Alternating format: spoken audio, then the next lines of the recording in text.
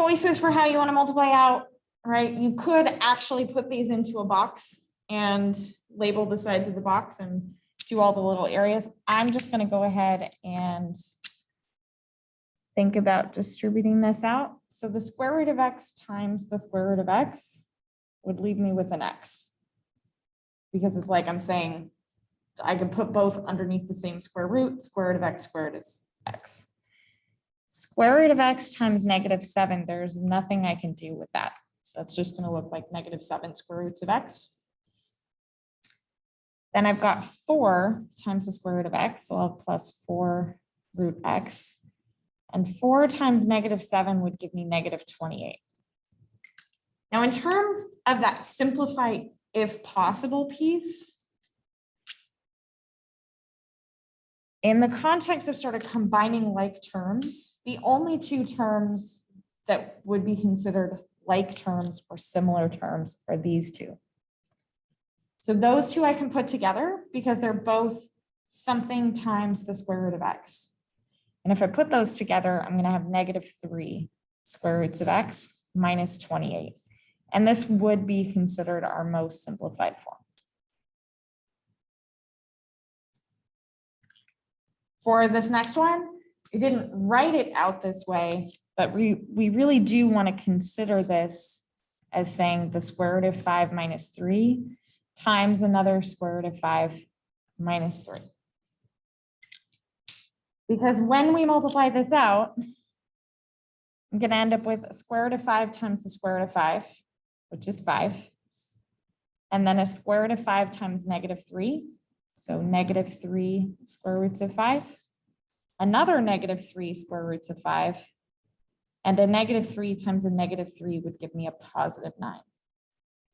Again, if I'm going to simplify that, that means I'm going to try to combine like terms. And the two pieces that I can put together are those square roots of 5. I can also put together the 5 and the 9 because those are both just numbers. So 5 plus 9, I'm going to get 14. And then minus 6 square roots of 5. I would personally just leave it right there. If you really wanted to, we could factor a 2 out of that, but I wouldn't worry about it. I would take that as my answer. Questions about any of that before I move on to take a look at number 10 on the homework?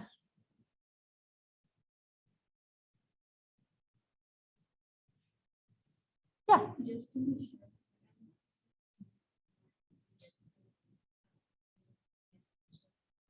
Uh-huh. So it wouldn't be right.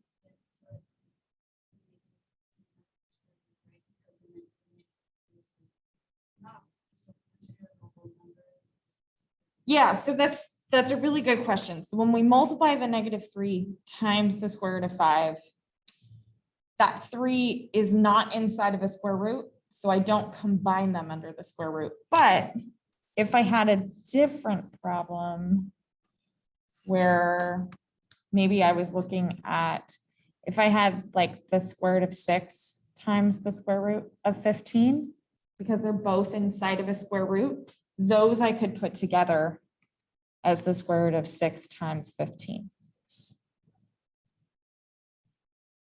And since I wrote it out, we might as well see if we can do anything with that. So if I were trying to simplify this, my general rule is to look for a perfect square under the square root. So I'm actually not going to multiply 6 times 15 because personally that wouldn't help me to find the perfect square. I would rather factor both of those to look for something. So I would choose to think about that 6 as a 3 times 2 and the 15 as a 3 times 5, which means the 3 times 3 underneath the square root is going to leave me with something like that. So if you have a number times a square root, that number is just going to be chilling on the outside. But if they're both inside of a square root, that's when you can put them together underneath the square root. Other questions before we take a look at number 10 from the homework? Okay.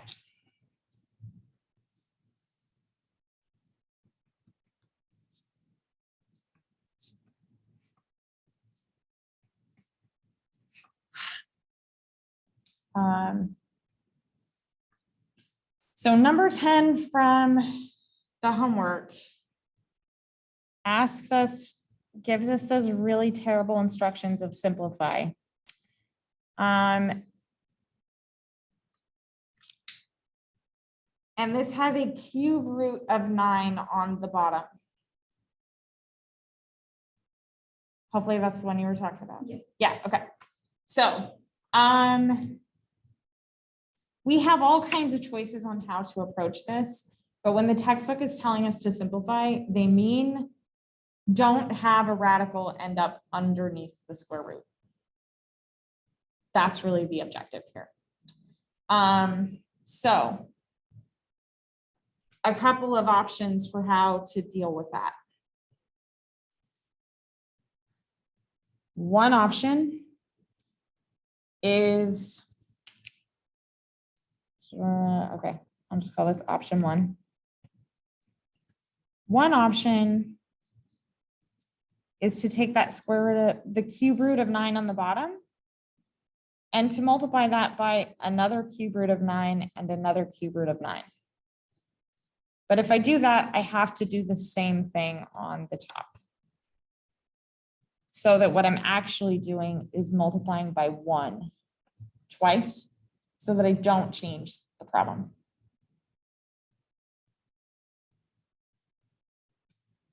So across the bottom, the cube root of 9 times the cube root of 9 times the cube root of 9 would leave me with just a 9. And on the top, I could combine these together to write that as 6 times the cube root of 81. And then go through simplifying it. That is not the only option. That's just the first option we're going to explore.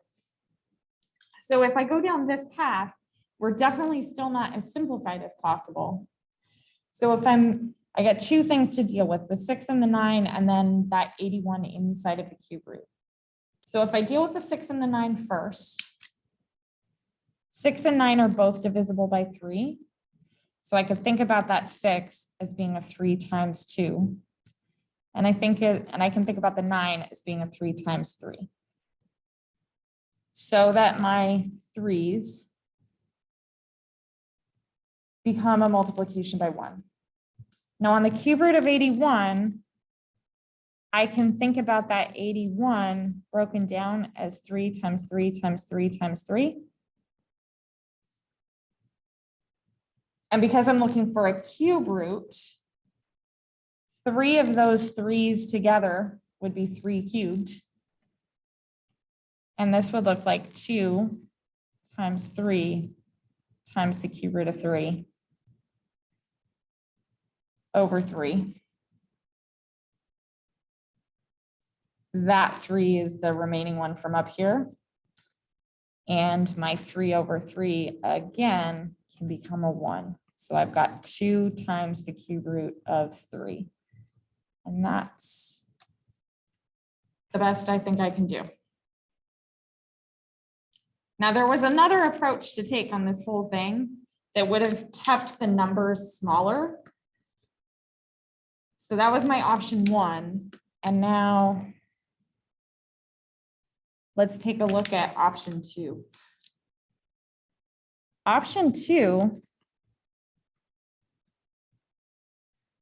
is to kind of look at where we started and to actually write that cube root of 9 as the cube root of 3 times 3. Which means if I'm trying to get a perfect cube underneath my cube root, I'm really only missing a 3. So what I can do is take the 6 over the cube root of 3 times 3 and multiply that by the cube root of 3 over the cube root of 3. Then on the bottom, I can combine all of that to be the cube root of 3 times 3 times 3. And then my numerator would be 6 times the cube root of 3. And on the bottom, because I've got the cube root of 3 cubed, that would simplify to just be a 3. And then 6 divided by 3 is going to give me that 2 again.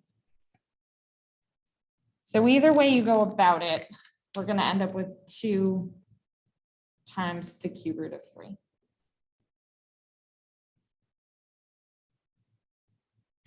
It is definitely a little bit gross.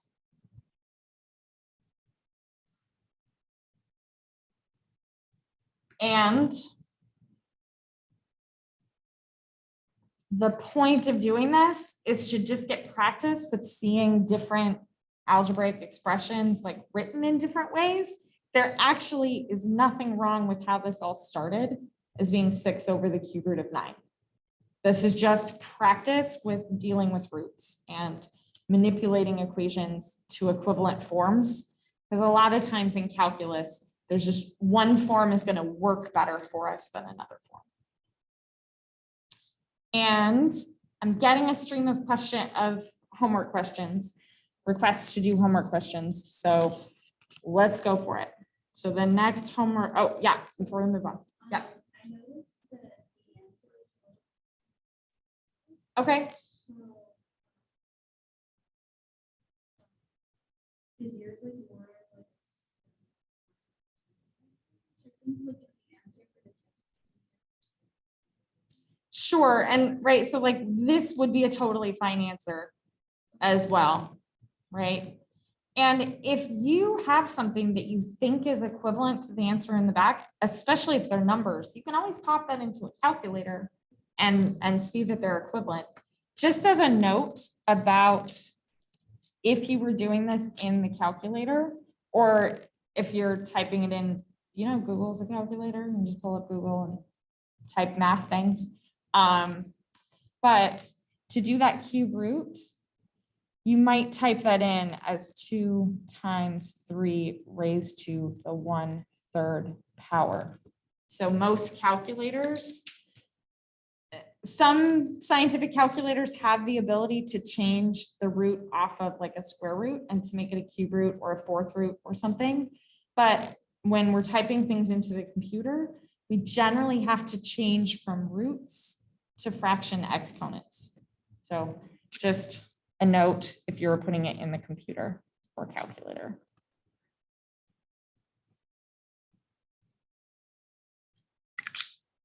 Okay.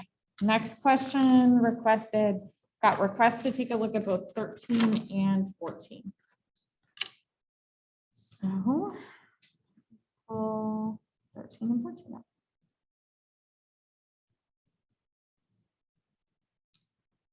So let's start with 13.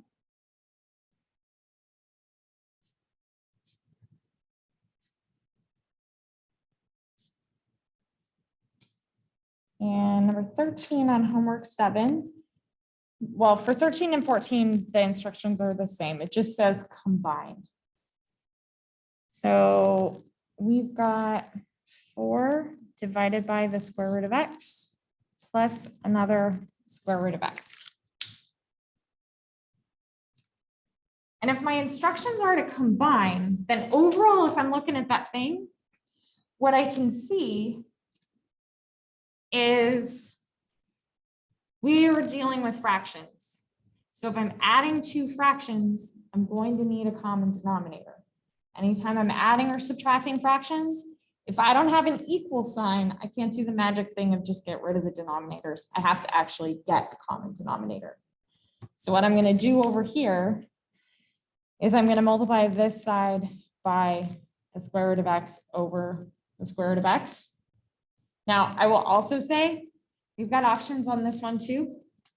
So I'm going to do this 2 ways. I'm gonna do this the way that I sort of instinctively would think about it, and then the super slick way, if you're clever. So I would look at this and say, I'm adding fractions, I need a common denominator. I'm gonna multiply this by the square root of x over the square root of x. Well, doing that gives me that common denominator of the square root of x. And on the top, I would have 4 plus the square root of x times the square root of x is x. And I would say that that's a perfectly fine answer for combine. It may not be the answer that's in the back of the book. I didn't actually look. Because there's a radical on the bottom. And a lot of times textbooks are going to choose to write the answer in rationalized form without that square root of x on the bottom. I would say this is perfectly fine. But we could also take that and multiply the top and the bottom by the square root of x. So that on top, we have 4 plus x times the square root of x. And on the bottom, we have an x. There is nothing that cancels out here. I will say, I think this form is the better for calculus form.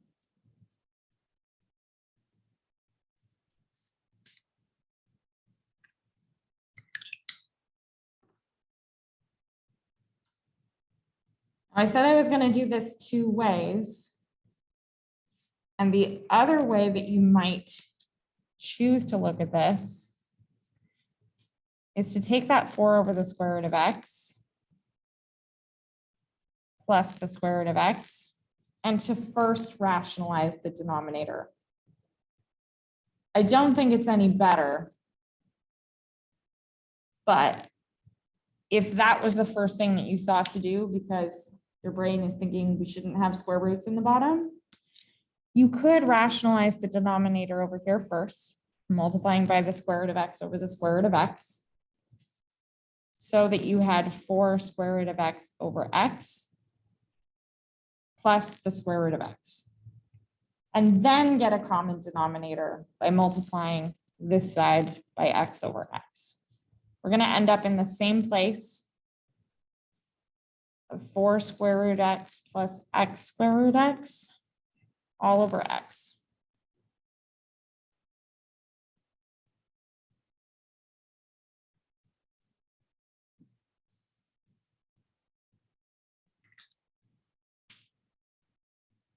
So one of the annoying truths about math is that sometimes there are multiple correct forms of an answer, right? And so I know that's uncomfortable.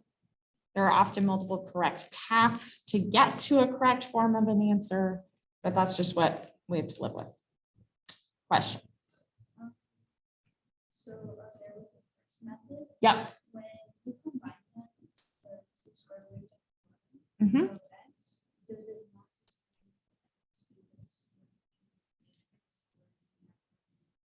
So if I were multiplying them, then I would definitely have a square root of x times the square root of x.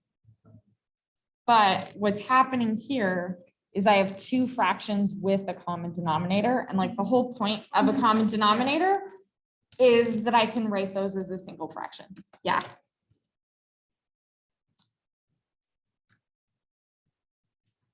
There is also a request to take a look at number 14. And 14 is going to be similar in process, but way messier. So let me pull up 14 really quick.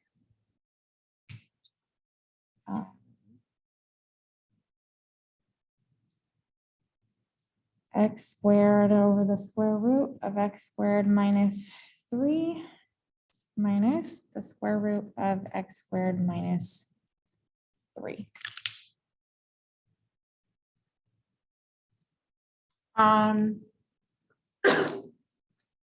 Just like the previous problem, we could take this in either direction. We could choose to rationalize the denominator over here, but I wouldn't. I'm going to go the path that is the best for calculus, which is we're going to leave that square root on the bottom. We're just going to get a common denominator here. So that subtraction of the square root of x squared minus 3, that square root of x squared minus 3 part, it's really in the numerator.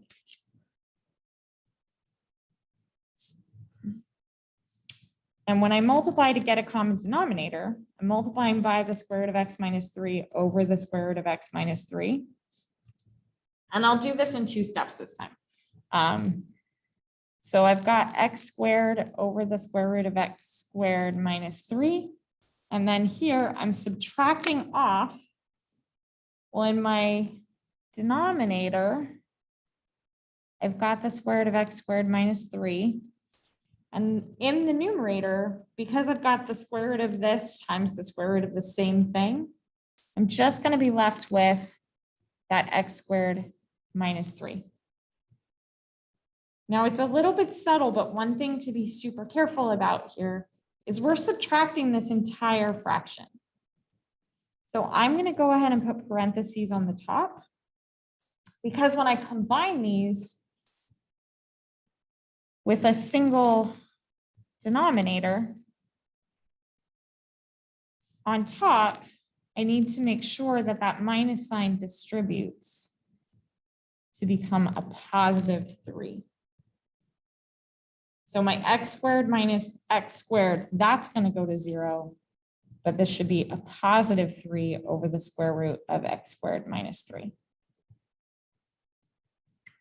And that is for sure my best sort of simplified answer for calculus.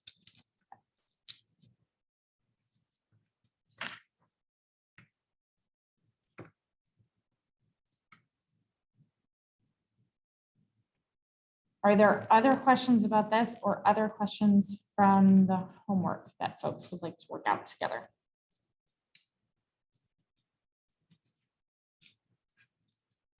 Yeah. This was in, so I was confused. So our answer was like 2 cube root and then 3. So sorry. So before we got the answer, you had to 3 at the bottom.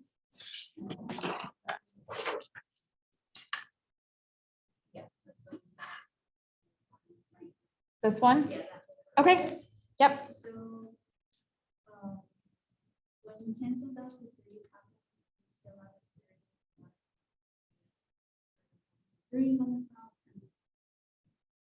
So if we like work back through the steps, right, on this step, one of these 3's canceled with one of the 3's on the bottom.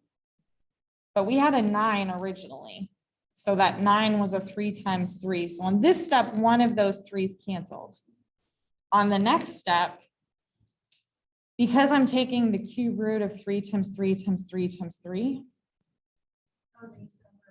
I still have a 3 inside of the cube root because I'm only going to like essentially take those 3 inside are going to pop out as a single 3. I can rewrite that as, if it's helpful, I don't know if it's helpful, but I could think about that cube root of 3 times 3 times 3 times 3. What I'm really doing is the cube root of 3 cubed times another 3.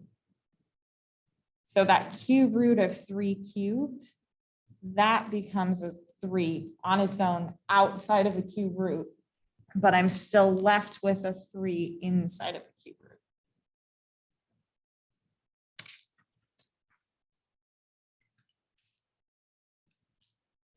Yep, no problem. I am not seeing other homework questions in the chat or in the room. So.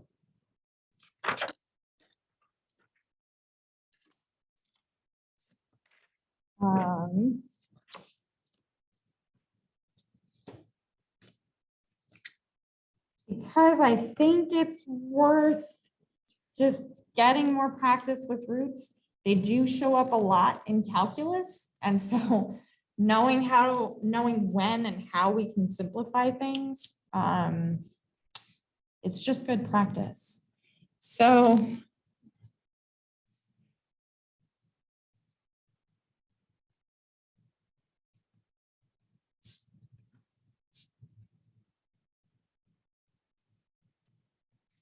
now I've mentioned that this is a phrase, rationalize the denominator, that we actually really don't have to worry about in calculus. But the point of why we're practicing right now is because actually the technique that we're doing to rationalize the denominator helps us in other algebra ways. So it isn't so much that we care about there being square roots in the denominator, it's that this technique of rationalizing the denominator lets us to rewrite things in ways that sometimes are easier to deal with in calculus. So we're going to practice it as sort of a skill now. And let me just start with something like this. So on the previous examples, we just had a single piece on the bottom that we were trying to deal with in terms of rationalizing the denominator. Here, I actually have, I'm subtracting two things on the bottom. But to rationalize this denominator, our objective is to multiply by something in the denominator so that there won't be square roots left over when we're done. And what we end up needing to multiply by, we refer to as the conjugate. So the conjugate of 6 minus the square root of 2 is 6 plus the square root of 2.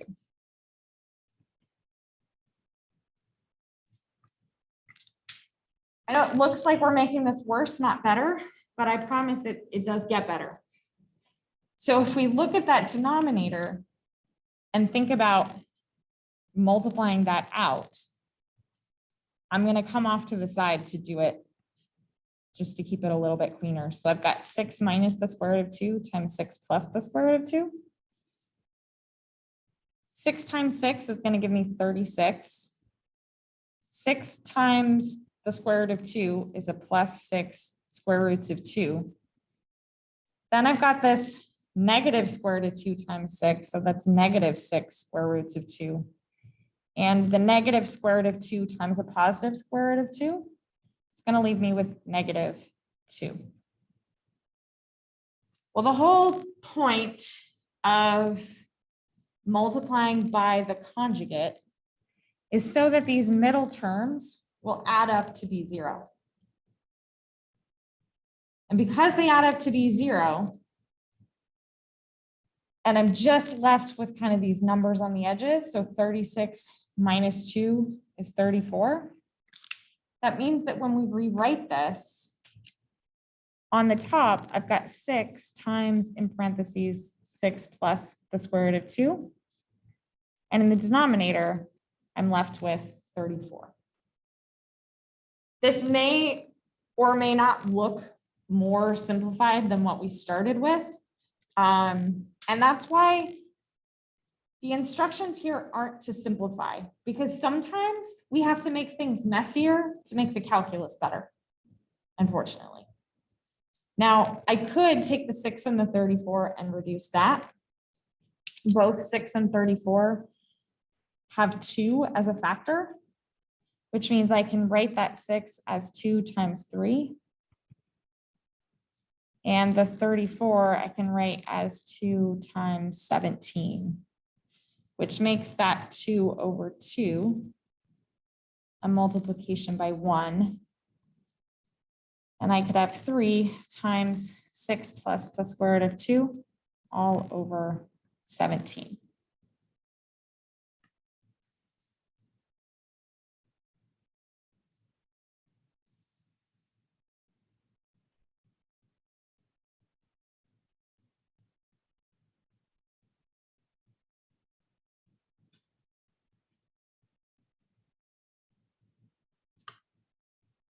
I'm going to do another example where my instructions are the same to rationalize the denominator. But this time, I am going to have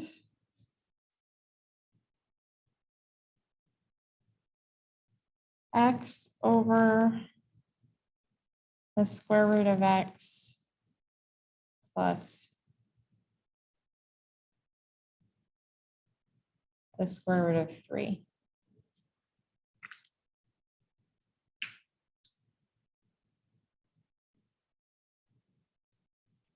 Rationalizing the denominator means that I'm going to multiply by the conjugate. And that conjugate piece in the denominator is whatever I can multiply by so that there are no longer square roots.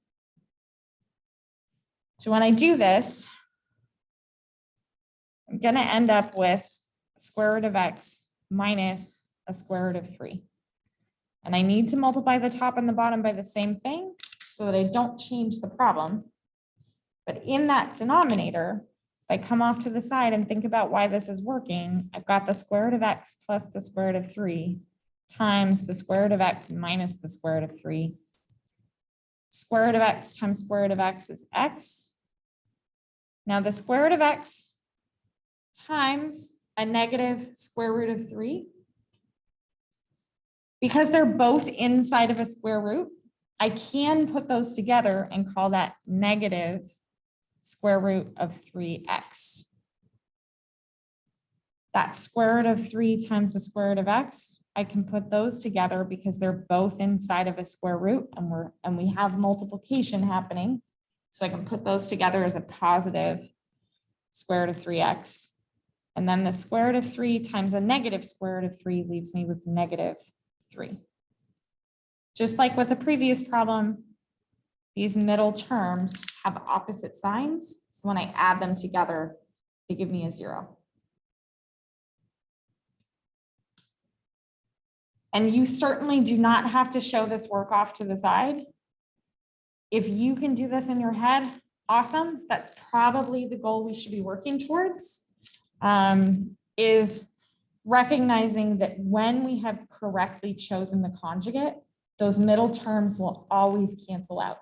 That's why we're choosing the conjugate.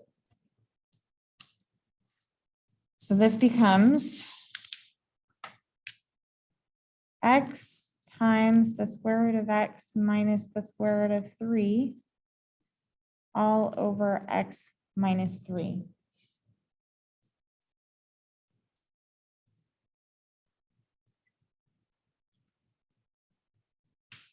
I'm going to pause here for a second to point out that nothing cancels.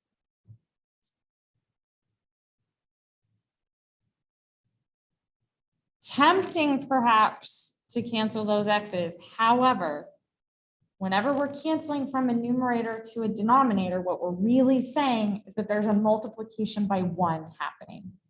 And that x is being subtracted from this, or the 3 is being subtracted from the x. That isn't multiplication on the bottom, which means I can't pull out that x from the bottom to make it cancel from the 1 on the top. This is it. This is where we would stop.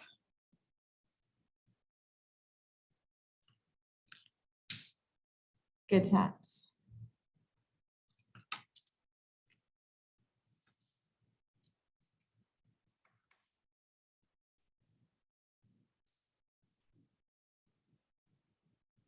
Questions about this or other fun things before I move on?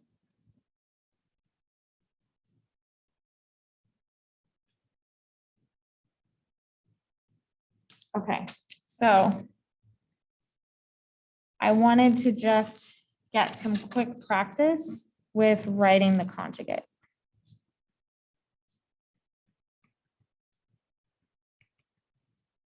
This is a tool that we use quite a bit in calculus. And so it's worth being able to like quickly see what the conjugate is going to end up being. So if I had 5 minus the square root of 3, then the conjugate, here, I'll just make myself like a table. So the conjugate of 5 minus the square root of 3 is going to be 5 plus the square root of 3. I had the square root of 2x plus 1 minus 5. When we write out the conjugate, we never change what's inside of the square root. We're only changing the sign between the square roots. Meaning my conjugate here would be the square root of 2x plus 1 plus 5. And I'm going to write one more here. If I had the square root of x plus the square root of y, then my conjugate would look like the square root of x minus the square root of y. And I'm going to erase my little bullet points because I think they're distracting. But on your paper, practice multiplying them together.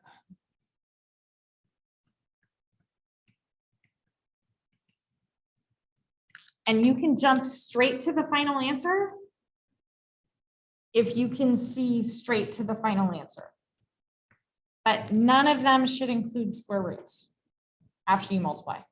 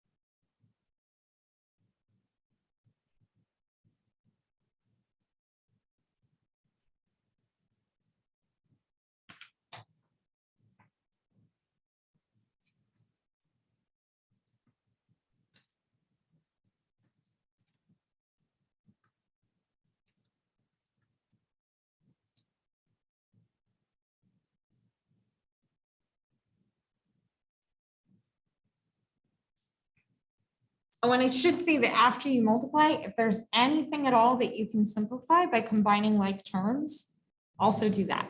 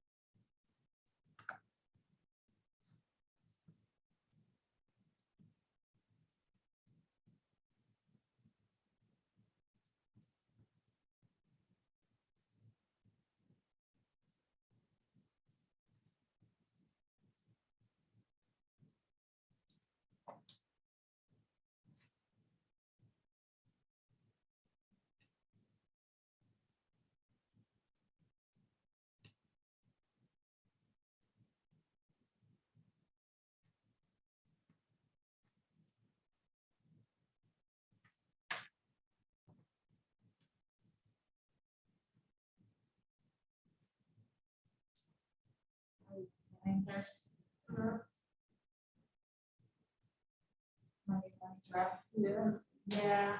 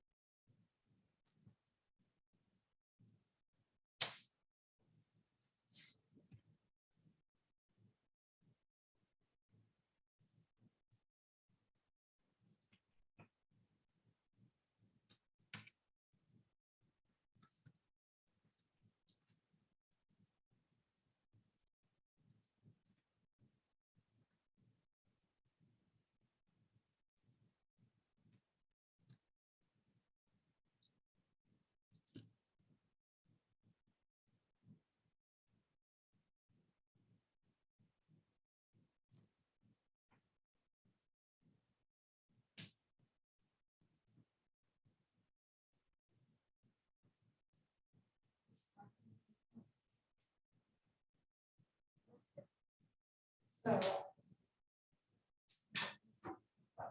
Okay.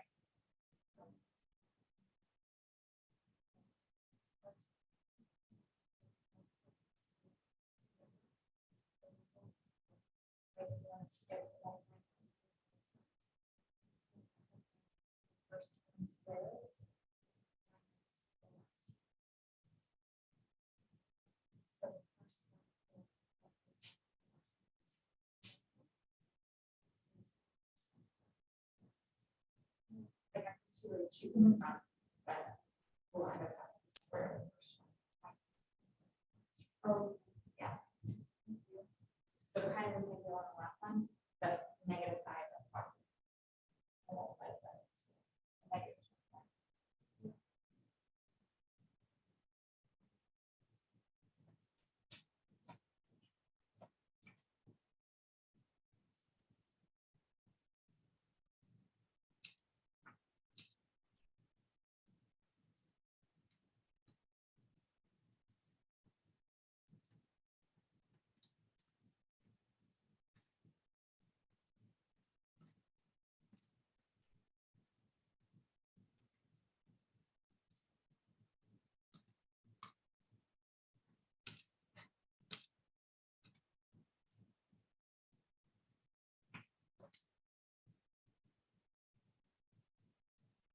In the interest of time, I am going to go ahead and start going through these. So we have a choice. We can multiply the whole thing out or kind of skip to what the thrilling conclusion is going to look like. So let me go back to this last problem. So when we multiply by the conjugate, we already know that the middle terms should cancel out because they should end up having opposite signs. So what happens on the outside is that first term comes from essentially squaring the first term because you'll end up with the square root of x times the square root of x. And the last term comes from the last term times the last term. Right? The whole reason to multiply by the conjugate is that those middle terms will cancel.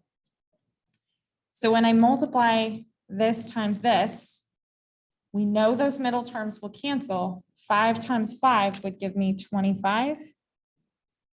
And negative square root of 3 times positive square root of 3 would give me -3. If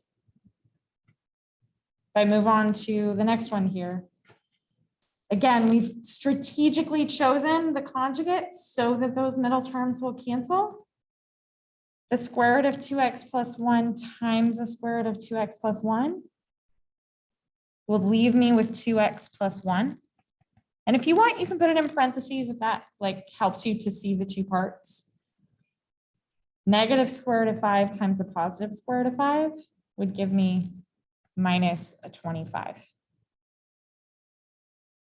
On the bottom, again, we've chosen our conjugate, so we know that the middle terms will have opposite signs. Square root of x times the square root of x is x, and the square root of y times the square root of y is y. Now, after you multiply, then we can simplify. And 25 minus 3 would give me 22. 2x plus 1 minus 25 could give me 2x minus 24. And x minus y, there's nothing I can do with that, so.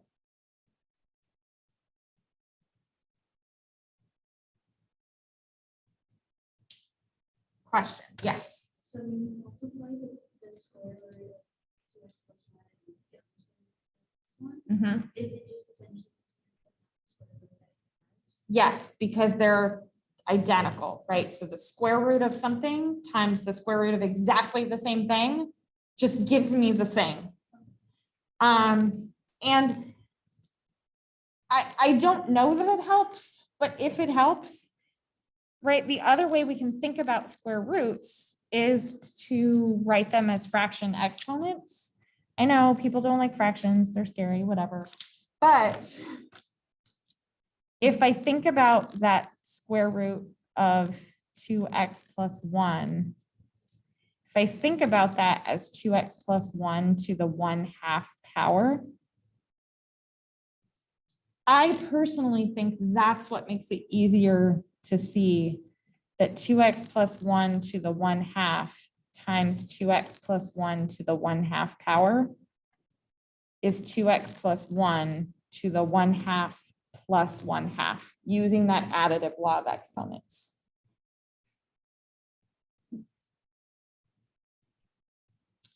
Alternately, I can also think of that 2x plus 1 to the 1/2. I don't know why I wrote it over here, but if I think about that as 2x plus 1 to the 1/2 and then squared, that 1/2 times 2 using our exponent laws also leads us to 2x plus 1. So just some different ways to think about that. Yeah, good times. I am out of time.